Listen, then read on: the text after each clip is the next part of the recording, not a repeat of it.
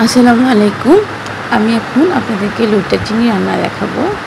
আমি এখানে পেঁয়াজ, রসুন, টমেটো, কাঁচামরিচ, ধনিয়া পাতা সব কিছু কেটে রেখে দিয়েছি। আর যা মশলা লাগবে হলুদ, মরিচ সব রেডি করে রেখেছি। লইট্টা চিংড়িটাও ধুয়ে রেখেছি। এখন কড়াইতে তেল দিয়ে দিব। তেল দিয়ে পেঁয়াজ, কাঁচামরিচ দিয়ে হালকা নিয়ে নেব। আর লইট্টা চিংড়িটা হচ্ছে সন্দ্বীপের মানুষের অনেক ফেভারিট খাবার। এটা ওরা প্রায় সময় ওদের ঘরে খায়। পেঁয়াজ রসুন দিয়ে আমি একটু ভেজে ভেজে নিব। আর এটা আমার শ্বশুরবাড়িতে অনেক পছন্দ করে। আমার শ্বশুরবাড়ির মানুষ যেহেতু সন্দ্বীপের, ওরা অনেক পছন্দ করে। প্রায় সময় আমার হাজব্যান্ডও খায়। আর আমার হাতের লইট্টা চিংড়িটা নাকি অনেক মজা হয়, সেজন্য আমি প্রায় সময় ওদের জন্য এটা তৈরি করি। আমার নিজেরও ভালো লাগে, যেটা কখনো বাবার বাড়িতে খেতাম না। এরপর টমেটো দিয়ে দিলাম। টমেটো একটু আমি বেশি দিই লইট্টা চিংড়ি রান্না করার সময়। আমার কাছে একটু টমেটো বেশি দিয়ে রান্না করতে ভালোই লাগে। এরপরে যে মশলাগুলো আমি রেখেছিলাম, এখানে হলুদ, মরিচ, রসুন বাটা ছিল, আমি সবগুলো দিয়ে দিলাম।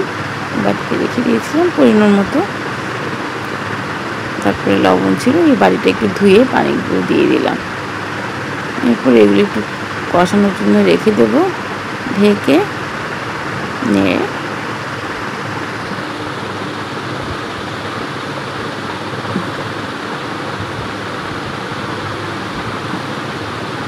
দেখুন এই যে এখন কি সুন্দর ফুটে আসলো। ঢাকনা দিয়ে রেখে দিয়েছিলাম, ফুটে আসলো।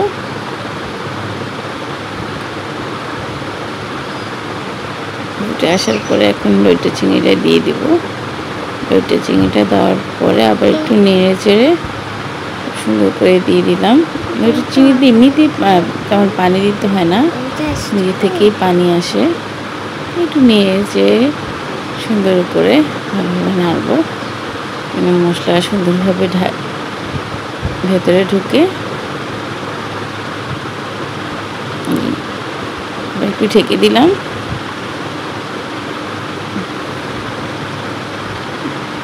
এই দেখুন পানি কমে আসছে, হয়ে আসছে। আমি ধনিয়া পাতা দিয়ে আবার একটু নেড়ে চেড়ে সুন্দর করে ঢেকে দেব। কালারটা কি সুন্দর আসছে, আমার নিজেরই আবার লোভ লাগছে, মন চাচ্ছে ভাত খেতে আবার লইট্টা চিংড়ি দিয়ে। এই যে দেখুন কিছুক্ষণ জালে রেখে একটু হালকা মাখা মাখা ঝোল রেখেছি, বেশি ঝোল রাখিনি। সুন্দর, ধন্যবাদ।